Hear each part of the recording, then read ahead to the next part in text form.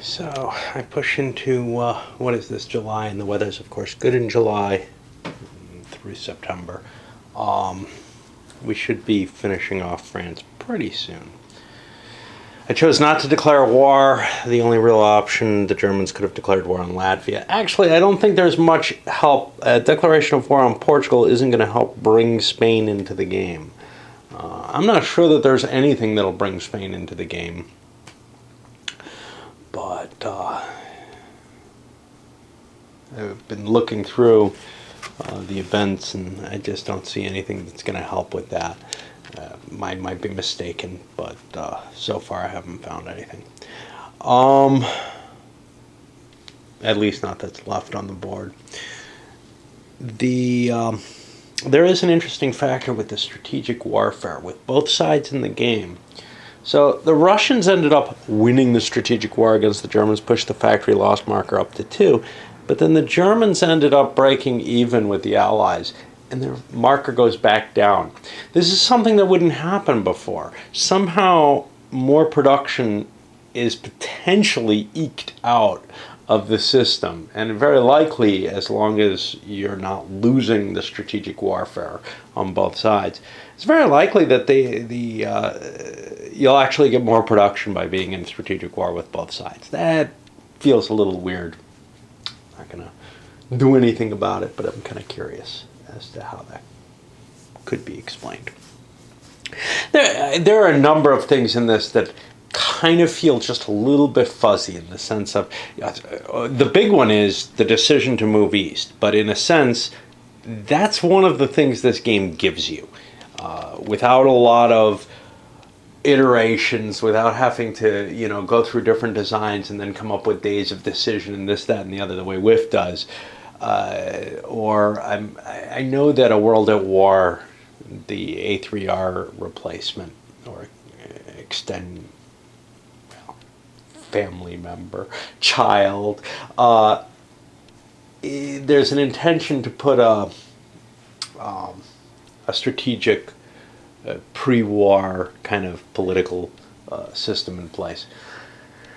That might actually convince me to pick it up if and when it gets printed.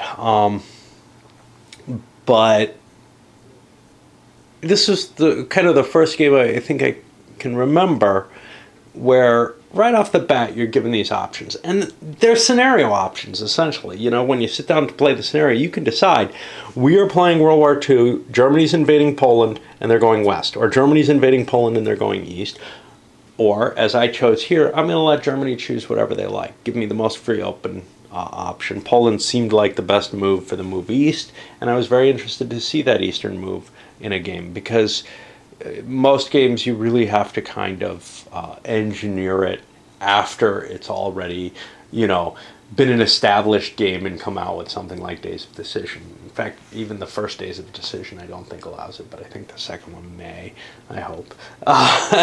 Because it's always a kind of interesting type of thing to see, hey, how does this designer think that war would happen? And it's kind of cool that without a whole hell of a lot of extra rules, a few pages, but ones that integrate nicely, they're able to give that option, and that's a big difference from most designs.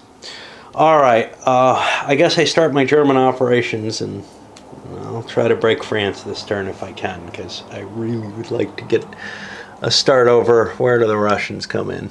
Oh, not long. September, they might. Well, it was a tough job, but I finally managed to break the French here. Now, I made it a little harder on myself by actually pursuing the French out of one of the Maginot fortresses into Dijon, which I had captured after having launched attacks elsewhere. But, yeah, we managed to destroy a couple of the Maginot hexes, a couple more units, and then there were 8 points sitting up here. I don't remember what there was, something like 14 I had to kill total. So it wasn't trivial, and it used up most of my air power, but it had to be done, and now I can kind of focus more on gee, what do I want to do over here in the East, in North Africa, etc.?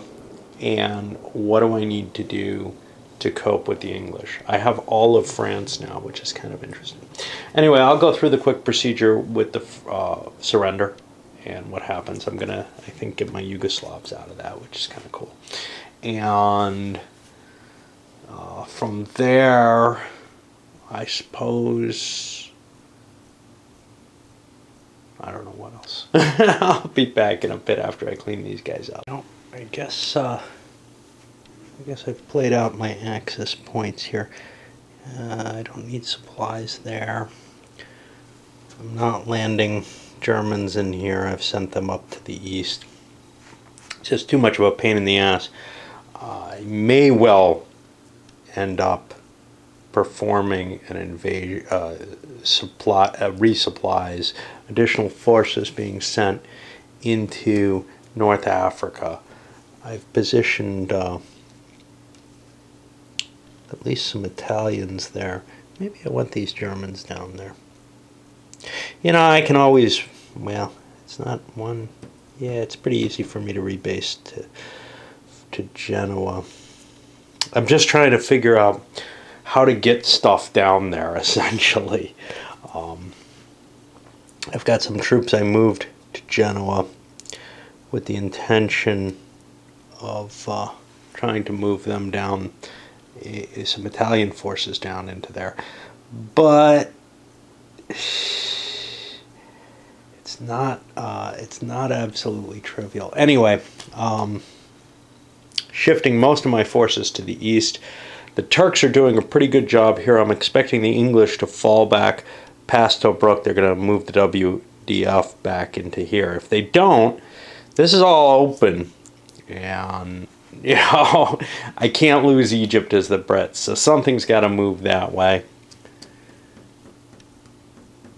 I don't know. I may have to move these this garrison in there, because I managed to plow away the garrisons expected to hold Palestine, for example. As well, the French disappeared, of course. No Vichy, nothing like that in place. So now I'm threatened from the north, actually, and it looks really iffy. I'm not quite sure what the status of this stuff is. Along with when you conquer a country in general, it doesn't look like you get the territory of that country. There doesn't seem to be anything that says you get their cities or anything like that. So I've had to actually move through and capture Varna and Constantia, and Bordeaux is, you know, I don't know, I guess still friendly to the French unless I occupy it. It would make sense. But that means all of North Africa would have to be taken if for some reason I wanted. I don't know why, what reason that is particularly. But certainly I do want Jerusalem. I do want to take Egypt. So the Brits are going to have to throw some effort into trying to defend that. They're in bad shape with that. It's looking pretty good for the Axis at this moment. You know, they've got deep incursion into Russia. They're not going to force a Russian surrender, but they may be able to push the Russians back pretty easily if they can get most of their troops in place in time. Of course, we're looking at bad weather, winter again when the Russians come back in, but that's okay. Over here, there's not a lot we can do. So the air war against Britain doesn't do anything really in the strategic combat. The Brits can bomb German factories with their bombers, but the Germans don't have any bombers, and there's really not much they can do to modify their die rolls. They can modify them by having an air unit at all in Sea Zone 3 and 4. That's up here on the Norway side. That's interdicting the naval stuff. There's just nothing, the terror bombings, etc., they're just not expected to have any effect whatsoever on the Brits. That feels a little weird, but okay. It means resources that would otherwise be used aren't. Now, the Brits have a big air defense bonus in England itself, and that doesn't mean a whole hell of a lot unless you're doing counter air in order to attack the BEF or whatever. So I don't know really. I don't know how much purpose that serves, that counter air bonus, or the air defense bonus, when there's no real gain to bombing Britain or anything. There's nothing I can really do about it. That all feels a little odd. This port's going to give me some help, obviously, one would say, in the strategic war.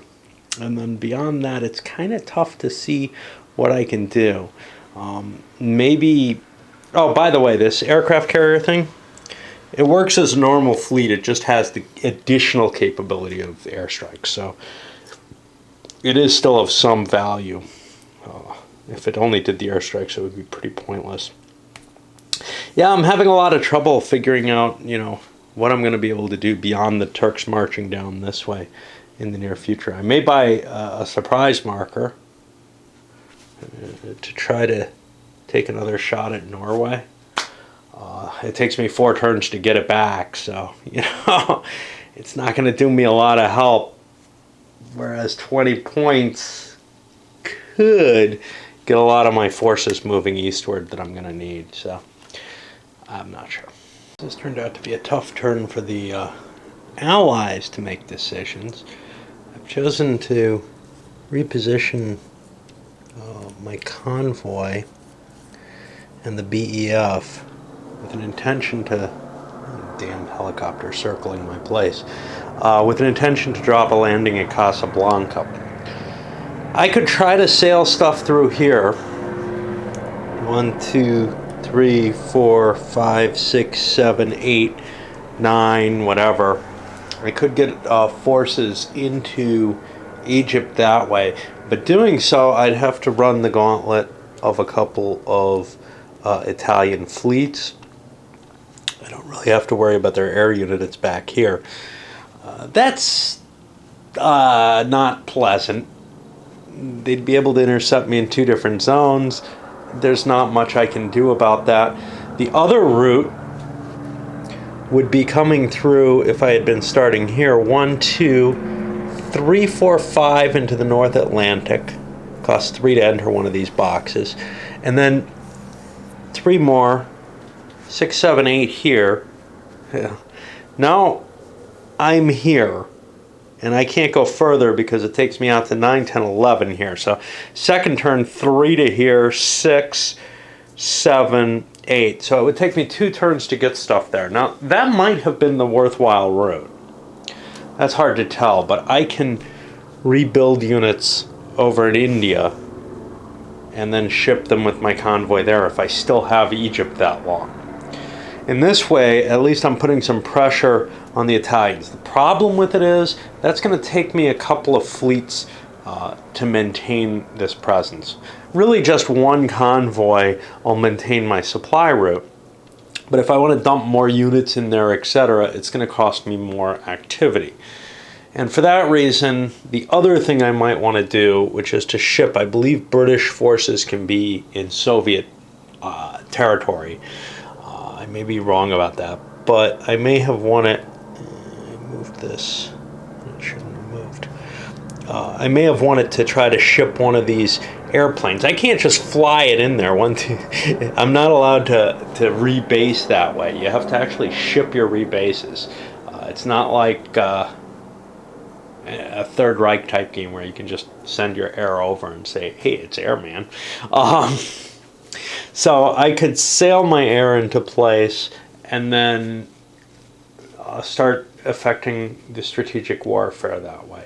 I would really love to do that, but to some extent maybe this is best because my air units are able to support this. Conceivably I could throw one down into the desert.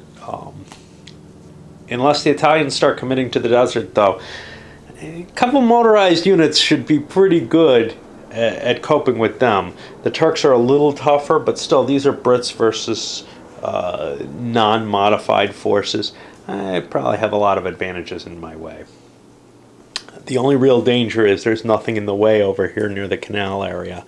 And the Turks, 1, 2, 3, 4, 5, 6, can't quite make it in here. 7, 8, 9 for the canal.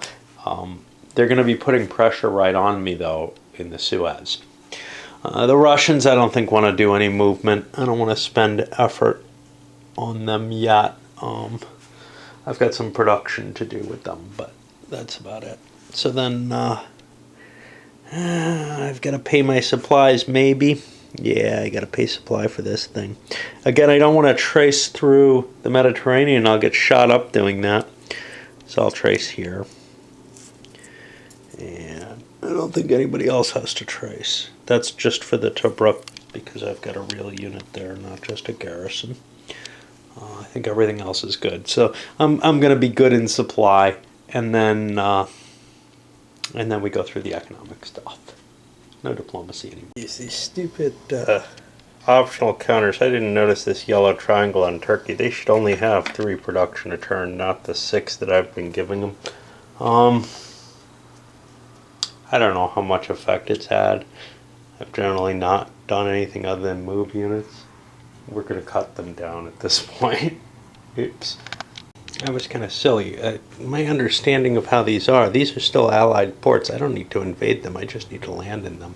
So we're going to see the Brits beginning to operate out of there without having to spend their surprise marker. For the German movement, pushing things forward. The only thing that's really obvious is this Yugoslavs are starting to move forward into Russia again. But, you know, I'm shifting everything that I can to the degree that I can afford and still build up my forces the way I feel like I need to. The strategic move, I threw an armor into place. I've got a kind of hard choice in terms of, I got air units that I can move. They cost me, but they cost 1.5 to move, which is less than the armor does, and they move as fast as the armor, so they're kind of a better deal. I've got things to replenish, though, and then the reason they're 1.5 is each time I move, it's going to cost me an action, a sortie, and essentially 2 sorties is going to give me, well, 1 sortie is going to give me 10 movement points. 2 sorties will give me 20 movement points. But that's important because that's 2 turns of movement that costs only 3 points instead of the 4 points that most motorized things cost. Other stuff, positioning myself kind of along the coast, went and grabbed Bordeaux. I don't know why, but you know, I don't really want the Allies to be able to use it as a port, which is how I kind of understand how those work, as far as I can tell. Turks moving down into position. Italians sliding up. Now this is beginning to cost them. They've taken 4 sorties on this to ship an infantry down and supply these 2 units, and yeah, you know, they're a bunch of Italians. They're probably not going to fare too well against the Brits, and you could say the same about the Turks, but at least the Turks have actual mobile units. These are Italian garrisons here. This is a mobile, but you know, I'm trying to use things where I can use them, and right now I don't have a German unit, you know, ready to be shipped. I do have an armor here that I've been contemplating doing. I haven't spent the money to move it to the port, though, and that's, I've got this guy in port ready to throw another Italian into play. I'd really like to win in North Africa. Of course, the Brits are going to try to stop me with their semi-torch landings here. They can't get too close. If they get this close, they can be intercepted. But I can land as far as Algiers, and that's no problem at all. And then I can supply it through back at Casablanca, which isn't a problem either. All right, well, let's start doing those. kind of screwed up with the Germans. I left them up here at 20 production instead of the 10 or so that I need to rebuild things. I think I have 3 air units. I have this, that could be rebuilt. So that puts me to 3, 6, 9, 12. I have a unit back, 13. I've got about 7 more points to build. So what I'm going to do is I'm going to use those points to drive this tank here into Genoa so I can sail that in if need be. And this guy probably should be somewhere other than where he is. Now I'm going to build another one here. So I'm going to set him out 1, 2, 3, 4, 5, 6, 7. I'll stop there because I only have 1 more point for this. Although I could rail that guy next turn. Yeah, let's dump this in here and dump this up in Cherbourg. I can't cover everything, that's certain. An Allied invasion down here. Well, I got some Italians here. I'll have to fight them for France, and that would be annoying, but probably not the best terrain for the Allies to pick a fight in right now. North Africa seems like the best place, so I'm not that incredibly worried, although I am worried about a channel crossing invasion. And not much of a chance of an invasion being launched here, so I could actually probably shift those Italians into Bordeaux or something and the Germans up north. And get everything else moving eastward because I just don't have enough there to face what the Russians are going to have. Mainly, a lot of those are upgrades, but some of them are not. Some of them are new armor and stuff, and if the Russians outnumber me, I'm in trouble. If I outnumber them, they may be in trouble. And that's what we're trying to get here. Anyway, what did I spend? I don't know. I'll just repair everything because I know that I had a few points left. With the Soviet war effort, the Soviets entered in. Whatever that means, it's hard to tell because both sides are free to attack. There's no declaration of war needed or anything. So the Germans really couldn't mount a real offensive. They were too far back. The Soviets positioned themselves far enough back, but also the Germans weren't right up in the line. They also didn't have that many troops, so what we formed is kind of this double line here in the center, in the south, positioning down here in the Crimea. I'd like to collapse the south. I think that's kind of a potential thing. At least put enough stress on there that Turkey's not going to fall, because Turkey's important. We'll get to them in a moment. The north, a little bit more sparsely held. I'm basically electing to receive here. And we'll see what the Soviets can do. They don't have a tremendous amount of production available to them. Oh, yeah, they do. Yeah, they got their doubling in play now. So, yeah, they do. And they can basically launch a lot of attacks. I did knock out most of the Soviet air power. Moved up my plane with a couple of jumps over. One attack down here on Rostov, was hoping to push through there. That's kind of a weak spot in my line now. You can see a damaged unit. The big offensive success was with the Turks, who took Port Said, and not far from Alexandria. I've got to try to figure out how to cope with this. I don't know if I even can. I built some troops in India. Maybe a little too late. Now this has been broken through. That wasn't a terribly guaranteed effect. Got the German armor I pulled down. Now that's beginning to really tax this convoy unit. I've got another convoy somewhere else over here that's also taking some, but that's not as big a deal. But yeah, not only the sailing, but also, this one had the hits. This one did the sailing and sailed back. I'm not sure I really want to be there. I'm not sure where I want to be, to tell you the truth. I think I want to actually try to get my planes down here so that they can interfere with any kind of British naval activity, and perhaps provide some air support. And it's pretty much historical there, if I do that. And the BEF's down here in a position to push things. The Italians moved here to make room for the Germans. I actually fell back to Benghazi so I don't cost as much supply. I'll let the Turks do their deed. Britain's in a lot of trouble if Turkey does that because, well, Tobruk, I believe, is... I don't think fortresses provide supply. So if I can't trace a supply line because of the Italian navies or whatever, we've got a lot of problems. Basically, there is a supply line that's been being traced from down here, and if it ends up having to be traced through the Med, the Brits are going to have a lot of trouble, but not if I can funnel troops in through French North Africa. Also, a lot of pressure might be taken off if the Russians can start beating the Turks down there. I might be willing to give up some ground, but I can't give up the supply, the rail supply that I've got right here. I probably can't give up Ankara either. Just there isn't that much willpower on the Turks. They have a decent amount. It's 8, but if I can make it to Ankara with the Russians, that'll be a long time.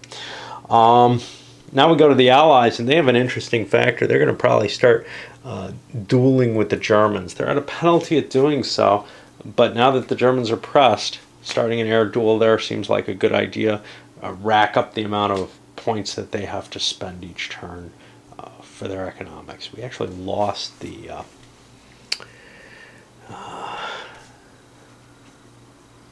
sub-war, which isn't too unlikely given that holding this port gives me a +2 bonus for the Germans. For the Western Allies, I transferred my ship over here, then an activation to get me back. Let me see how I did that. 1, 4, 7, and then an activation to sail back this way and pull it back. That took a couple of actions.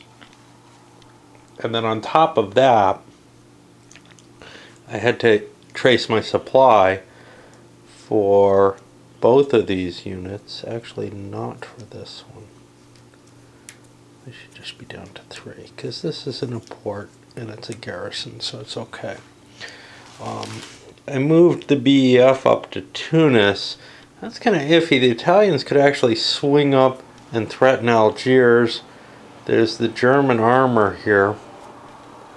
But the problem with all that is I could certainly do that, but I've got kind of this time constraint. I want to be able to clear this area out at the same time. So, if I swing up this way, not taking the control marker, and up this way and launch an attack on Tunis, I might be able to clear the North African threat, but then am I going to be able to take out everything over here? The answer is, gosh, I don't know. Not a lot else for the West. I did some tactical interdiction up here on the air units. Mainly knocked out the Germans. They have 1 sortie left here. I chose not to burn a sortie to knock out the German last sortie there. This is really just cutting into their economic production by shooting up those planes. Now, if I choose not to repair those planes, that's great, and then they're not much of a target, and I can't really do anything about them. But in that circumstance, then the Germans won't have any air cover in France if and when I do invade, or in northern Germany if I choose to do that, which might actually be easier. Not that there's any, hey, you take Berlin, you win to the game. You take Berlin, you knock the Germans down 4 of their morale points. Now it's up to the Ruskies, and oh boy. Well, after hard thinking, the Soviets decided to launch an attack, figuring, well, the Germans are about as weak as they're going to be. Granted, I'm going to get stronger, but this is the time. Well, the Germans had the air advantage overall. Russians had more armor because of the assets. Assets are kind of flexible in a neat way. Those big German armored armies, like this, aren't terribly useful. I mean, in defense especially. In offense, they can rip a big hole through a line, especially if the Soviets don't have a lot of air or armor assets to play with. But what I did have was a couple of partisans, which I used up there, and we'll have to roll to see how quickly they come back. One's very soon. The other 1, 2, 3 out here, not so bad. I was really hoping of cutting the German line here because you could manage some neat things there, but in attempting that, you can see I used one of my elite units. It failed. It actually got damaged. Over here I also tried to use elites to break a hole in the line, maybe try to turn the flank or something. You know, not a lot of hope here of just busting through the German line, but of causing some significant attrition that means that as these forces begin to come into play, they're filling gaps rather than being able to take real offensive action. But really nothing significant was gained. There were enough air points and other advantages to help the Germans. No chance to attack the Turks yet. That was just a move into position. And, well, we'll see if they can defend themselves there. But that is a regular unit, so it's got some resilience to it. Alrighty, I guess we move on to everything's in supply, so we'll move on to the economic purchasing and such.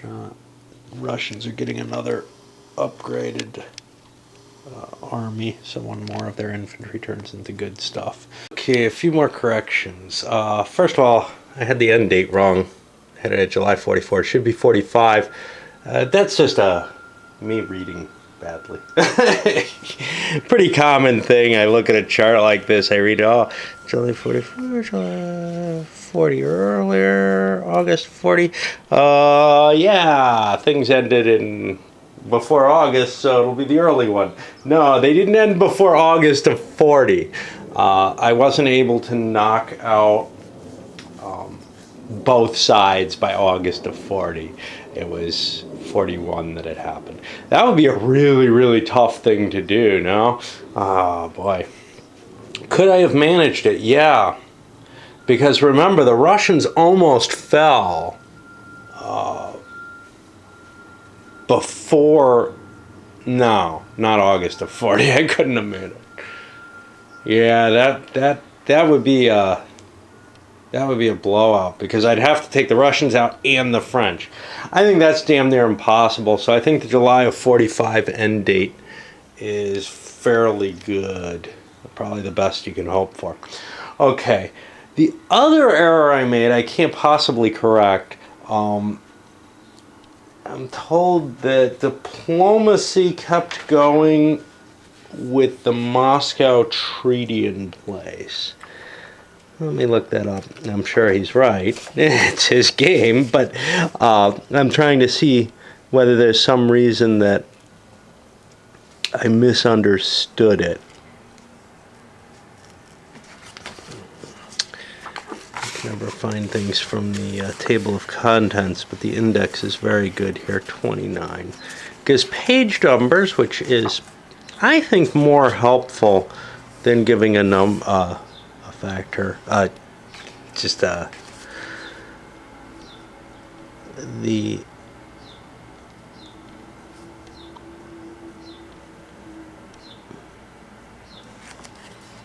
okay, so the only thing, yeah, this is the only place it is, and right.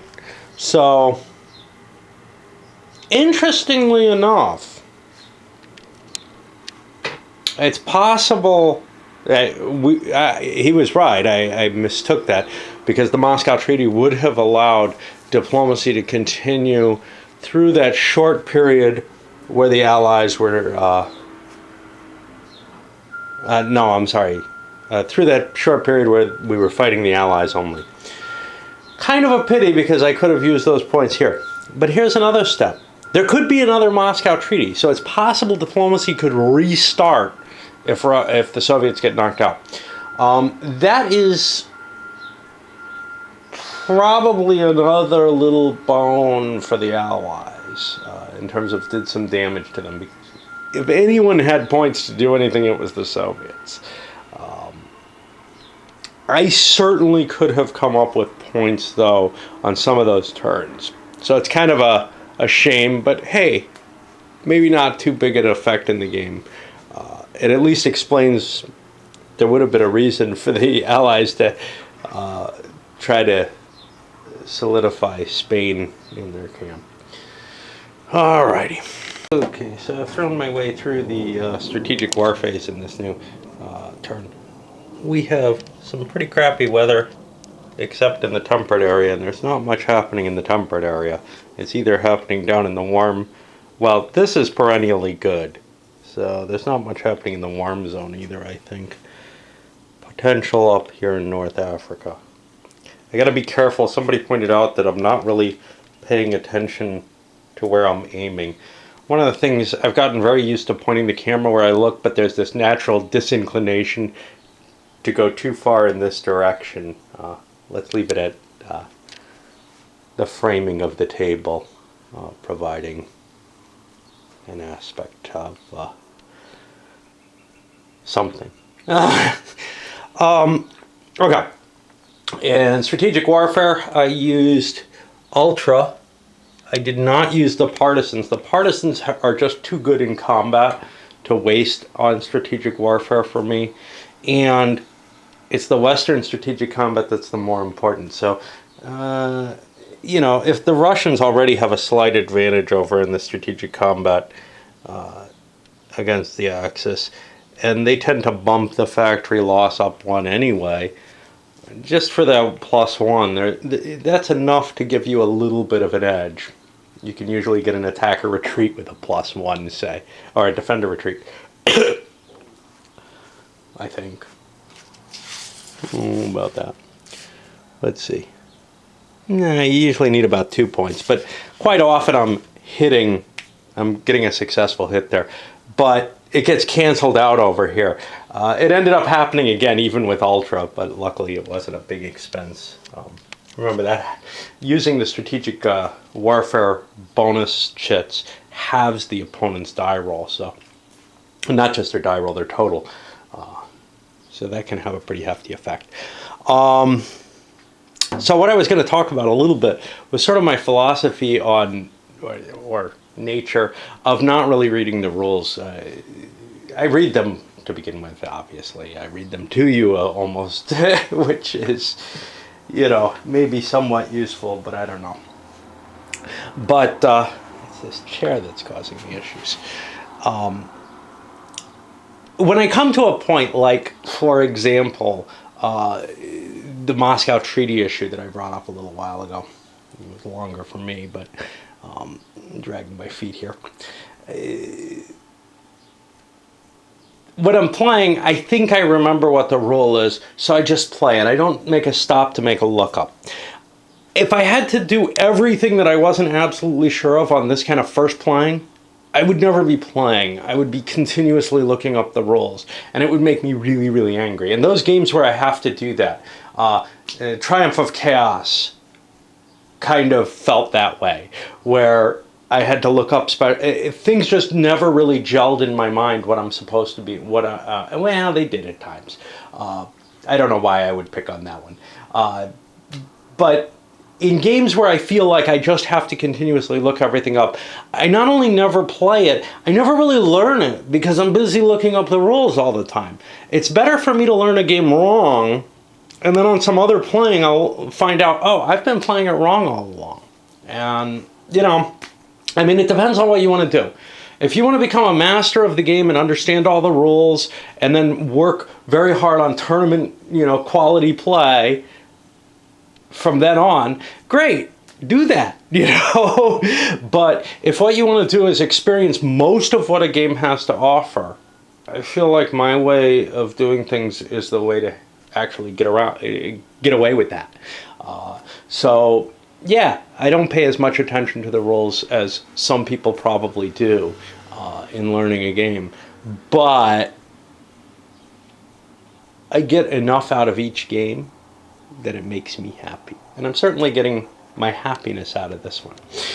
All right, I'll start on strategic movement, but then run right into the joinments. For that though, my silly Aspie senses here make me realize, wow, what I just said could be taken wrongly by the people who post corrections, most especially with Sal in this case. No, I like corrections a lot. I want to know what I'm doing wrong. It is so wonderful to be able to play this in front of 100 people, and in particular here, the game designer able to point out, hey, no, this is how you're supposed to do it. That helps my learning process. It helps my enjoyment overall. Sometimes people come up with comments like, oh, you were doing this wrong 6 months later, and that's like, okay, I'm not even sure. I generally tend to look it up to make sure they're right because it's usually about 50-50 at best, but it doesn't really do me much good in the same way. It can maybe help other people, but then I feel compelled to look it up to make sure they're right so that disinformation isn't being given to people watching the videos. But I mean, yeah, usually these videos are not intended to give some sort of instruction of play or something. Even the introduction, where I go through the rules, I don't take them as ironclad, right? I don't know what they're for. I don't know how people are going to use them. Some people use them to get an idea of the game. Some people use them to get an enjoyment of a given playing, whatever. Anyway, onward. Okay, the Axis does almost no combat operations whatsoever. Almost nothing along the East Front. Just moving stuff forward, filling in the gaps, making things stronger. I didn't even bother launching counter-air because it's severe weather. The Russians can't do anything with their air power. So I'll let both of us recuperate, buy new air power, and then my modifier becomes more valuable once we get to better weather. See, the problem with the severe weather is with the halving and with the -4s in here. My air power is not particularly useful as a bonus, and what we might see is the Soviets do counter-air just to knock mine down when it's cheap to do so, because that generally we're trading 1 for 1 in the bad weather. I also conserved my air power here by pulling my planes back. Now that obviously causes some potential problems, but one of the big things is I'm in places where I can defend against bombing raids when a bomber comes out. Over here I shifted the German armor up into Libya to plan on reducing Tobruk, deciding the Italians can probably hold Gabes here. And then the one key act was down here in Turkey, the Turkish troops coming from the Sinai. They've actually cut the British supply to Tobruk, and that's going to be a problem because the Italian fleets and now the planes are in place to intercept and attempt to supply this. And also the Med fleet has to be supplied as well. The convoy is automatically in supply, but the Med fleet is going to have to be supplied as well, which is kind of going to be problematic too, because I can no longer sail before I could sail through the Suez if I wasn't supplying through the Suez. But yeah, this is going to cause a lot of trouble to the Egyptian forces. That's of course leaving things kind of open for the WDF here, but I want to get things over here so that I can get those Turks, at least some of them, into working on trying to help save Turkey from the Russians. And also, I'm interested in grabbing Kuwait. We could end up seeing a battle there. Iraq, of course, has to be taken out of the equation before anything else. You know, crappies. When I threw all these units here, that's not quite right, because if we do have a Moscow Treaty again, we're not going to have any diplomacy. The chance of that is really low, but if it does happen, see, here's the thing. There should be another Axis chit in there. So I'm going to try to figure out what belongs here and what belongs in the cup and reestablish the cup, because there's an Axis chit for this. If I end up taking Iraq, another Axis chit goes into the cup for Iraq.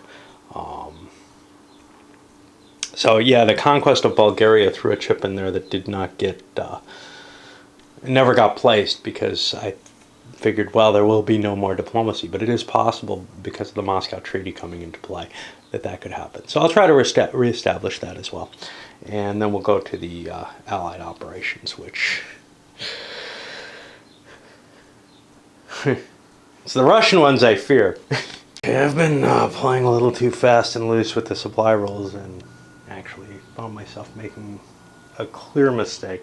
Let me point out my clear mistake first. Is here again a reading comprehension failure. I just ran through these. A garrison ground unit in a port on an island. I think I read that as or. I've been playing the garrisons here as being fine as long as they're in a port hex. I'm going to keep doing that.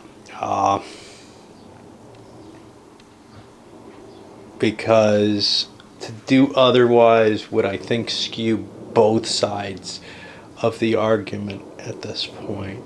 And it certainly would cause severe problems to the Axis at this point, who's already stretching their supply lines a bit much. Now, of course, they could just, you know, say, hey, those are in low supply. They're okay. I've got Tripoli. That adds another issue.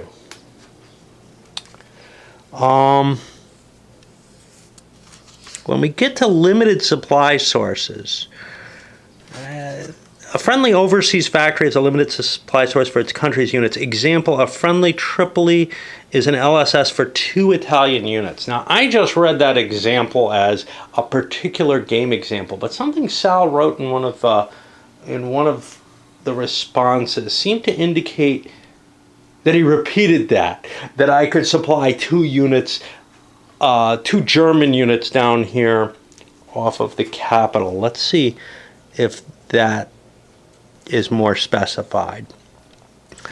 A friendly capital is an LSS for that controlling faction's units. And again, they say here, Oslo is an LSS for 2 Axis units in the example. If the rules actually mean it only applies for 2 units, the example's not sufficient to express that. And I'm getting the feeling from Sal's response that that is what he intended, and those should probably be cleared up. I simply have been thinking that as, yeah, you know, no matter what, as long as I have Tripoli, I'll be in limited supply, but that's no fun. But here's the other problem. And that probably, I can probably play the supply strictly. It's not like these Axis units have really been doing anything, nor do I plan on these garrisons doing anything. So I can just leave them in low supply. Although had they been in low supply, maybe some of the Allied units would have attacked. But on the other hand, the Allied units here certainly gained from being in full supply by just being in the ports. Okay. Going beyond that, though, I was looking up supply because I'm worried about the ships here. And in particular, both sides.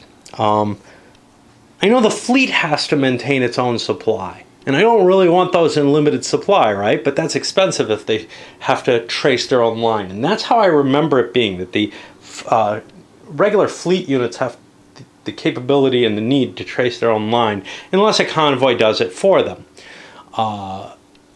And I'm having trouble finding that at this point. That's why I was digging into that. But if I haven't been doing that, that's significant additional production points that should have been being drained on replacing those extra supply constraints. And I really do need them for my escort. If I don't have an escort to the, not so much for the Italians, but well, maybe not for anyone. So maybe it's not been that big a deal to have the fleet positioned there.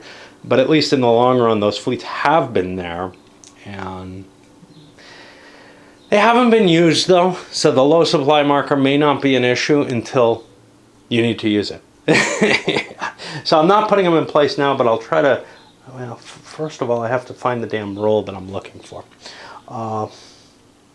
And this is where the game starts getting hard. And every damn World War II game, I mean, even Hitler's War with its 16 pages of rules or whatever, starts getting hard when you're dealing with the supply traces overseas and this, that, and the other.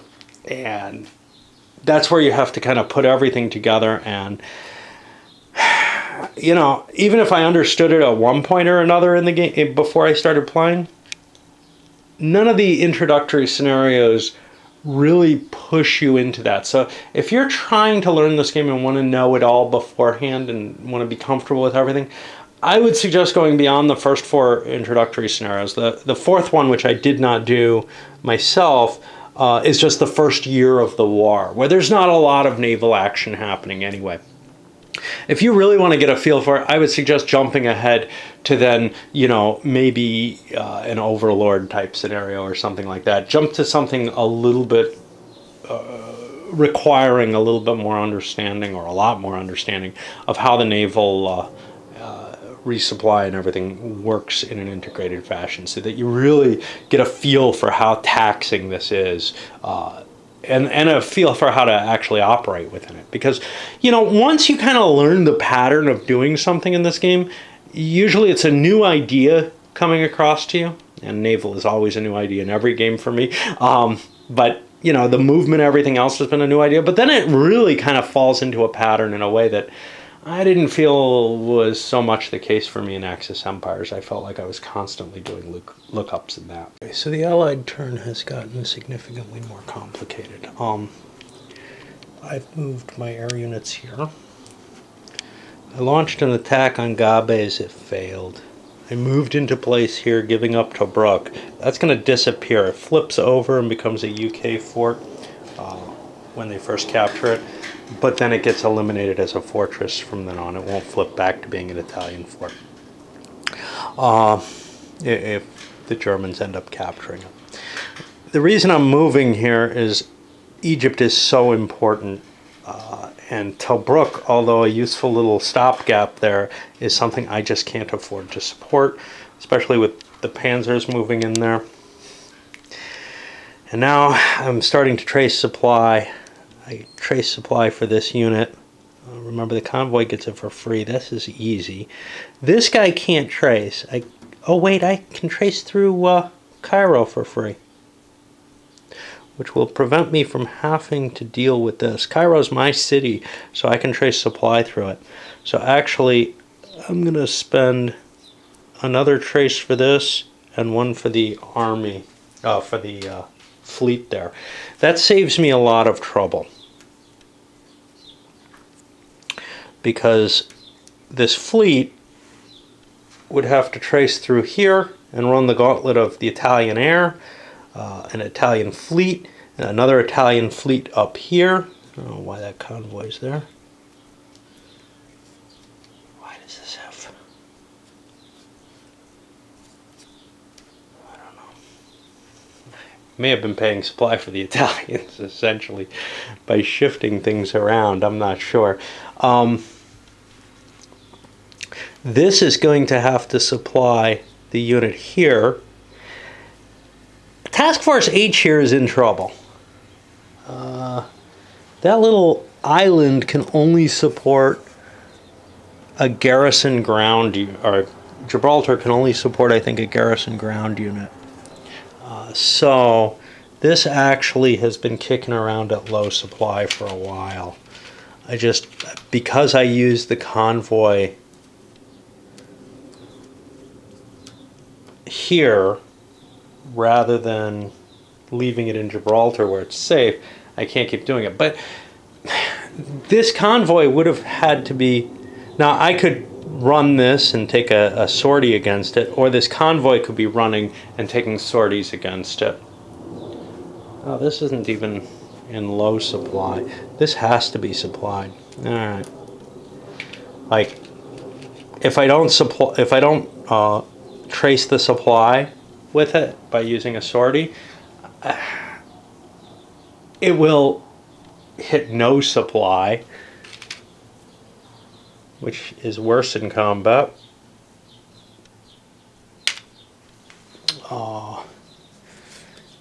And would make it difficult. You know, it would eventually degenerate. Well, no, it wouldn't eventually degenerate because it's just out of supply. So let's see. Yeah, it would get eliminated. Okay, so you do have to maintain the supplies, and that shows you, geez, the Allies would have to be paying to repair all this stuff, all these sorties that they're making continuously. They're not going to have a pile of extra money. Even in fact, in the game that I was, even in fact before the war starts, they might have trouble meeting their 5 diplomacy points. I'm not sure, but it certainly is going to be close. And now that we're actually engaged in the war, it's really tough to pay it off. Now, some of that is, hey, I would start getting the Commonwealth trade a little earlier than I've been getting, so I probably would have an extra production by this point. Had I allowed the Axis invasion of the Netherlands to affect that, which it should by the rules. So basically what I'm saying is there's going to be some definite issues with trying to keep the supplies under control as either the Allies or the Italians operating in North Africa. It is as painful a procedure as it was historically, and will actually suffice to be a significant drain on your ability to fight in the East, which is kind of interesting. Now, with the opportunity to take Egypt, well, it seems worthwhile. I think I've spent everything there that I want to. I hope. And now we'll go to the Soviet operations, and this is going to be the painful land one. But actually, the naval, really coming to grips with the supply, was more painful than I expect the Soviet attacks to be. Well, we shall see. And over for the Soviet assaults. First thing they did, hey, if it's something the Germans don't want done, I want it done. Knocked out the German air power in exchange for mine one-to-one trade-offs. Not much can be done about that in the severe weather, as long as you're within the air range of each other. Remember, that range is extended, so 1, 2, 3, 4, 5, 6, 7, I was able to hit the furthest points, and that, you know, keeps that parity of attrition going, which I think is important, especially since the Soviets have tremendous production capabilities. They also launched a number of attacks, pushing the Italians out here, with the intention of kind of isolating this. Now, they failed because the Italians were able to retreat into this location, but I did send a guard motorized up here, and then sent this new shock unit into the line to kind of help take the place. I actually probably wanted to push that all the way up, right? 1, 2. He came from here. 1, 2, 3, 4. Yeah, he could slide right up to the line. The reason I want him in the line is, remember, we had problems with, hey, maybe my line's too close. The reason here is I believe that the Soviets are overall on the offensive, so I want that connection. I want to not have to spend the extra movement. Of course, if the Germans end up winning this fight, essentially, and pushing the Russians back and beginning to cut them up a little bit, then it's much worse to be on the line like that. You want a little bit of space, I think. Anyway, I did launch an attack here in the hopes of being able to damage this unit. It could have been rebuilt because its supply status has already been resolved, but you know, more expenses if it happens. The Soviets have lots of points to spend. That doesn't mean I want to launch attacks everywhere and anywhere. You know, an attack here, an assault here would cost me 3 production to hit. As it is, I'm going to spend 9, 10 on rebuilds. I don't have anything here, so I got to kind of keep an eye, but I got 20 points left. So the off chance that I could do some damage might be worth launching that attack as well. Where I have been successful, though, I threw all my tanks into a battle down here for Ezram, and we pushed the Turks out of that. That reduces their will by a point. I hope I got that. Yeah, I don't think I did. Actually, it reduces it by 2. Somebody's will went down, didn't it? I know their factories is going down, but maybe I forgot to put their will down. Looks like I did. Alright, let's bump them down. That's the main reason I did that, but then I went, I guess, to modify the factory count first, and then forgot about the will count. Anyway, that's pretty big because a couple more hits on the Turks, and they're going to break out of the war and basically collapse. And now that I have a city of theirs, they'll actually surrender, which is even more impressive. Getting them out of the war would be very important for what's going on down here, coming out of the Sinai. I think I will launch a couple more attacks. I won't come back. I don't expect they're going to do much. But this was one of the few places I could use my tanks because the weather's good there. And that is the mild zone. Here's the severe zone line. So anything between these, kind of sweet. Yeah, I also launched an attack up here in the hope of cutting this unit out. Of course, the Germans could have retreated here, but then these guys, yeah, they would still be in supply. So there really wasn't much chance of cutting a unit out the way that you really want to do, because once you cut a unit out and kind of get it surrounded like this, if there's nobody near it, you get that isolated bonus, and you can actually, you get a bonus on the attack, and it becomes easier to destroy the unit. It's possible to destroy it even just cutting it with zones of control, though. All right. Okay, now we're pushing here into November as October finishes up. There was more I wanted to say, something in particular that I came back for. Oh boy. I'll babble some, but I may not catch what I want. Obviously, everybody's rebuilding. Both the Germans and Russians had extra money left. The Allies actually are kind of the Western Allies are kind of scooping by as best as they can, but this is maybe the last turn where this is going to be, where economics is going to be a terrible problem for them. The Commonwealth trade, which should have been in place before, so has come into play, and that's going to be a 3 extra bucks a turn. And Lend-Lease is starting, and the U.S. came into the game. They start with just a fleet and a convoy. That's not terribly useful. Some of their other stuff, you can see the board is starting to get a little bit more complicated. Before we just had the 1 variable entry, now we have the US variable entry, so I got to be a little bit more careful that I don't end up inordinately delaying units. One thing that I know was on my mind a little bit, but this isn't the thing I was looking for, is that it looks like the Germans are going to have a tough time. I mean, I was looking at holding out till here and thinking that might be rough.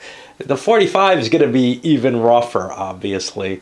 And, you know, granted, I went with the harder route, it turns out, I think, by going for the Soviets first rather than taking the historical path. Although it appealed to me, and I actually thought maybe it was unbalanced the other way, that it would be too easy for the Germans. But it's kind of cool to see, you know, this alternate route choice being maybe the more difficult to play through. Now, if anything, I've probably cheated more for the Germans through rules misunderstandings than I have for the Allies. Even the supply thing, which kind of hurt the Allies, would have hurt the Axis as well. I think maybe more. It's hard to tell. I know there's something else I want to say, but I don't remember what it is. Maybe I'll remember again. It's a pity. I should have come back on camera and said it when I first thought of it. That's often the case with these things. We've got some more Indian troops showing up. Try to funnel them in there.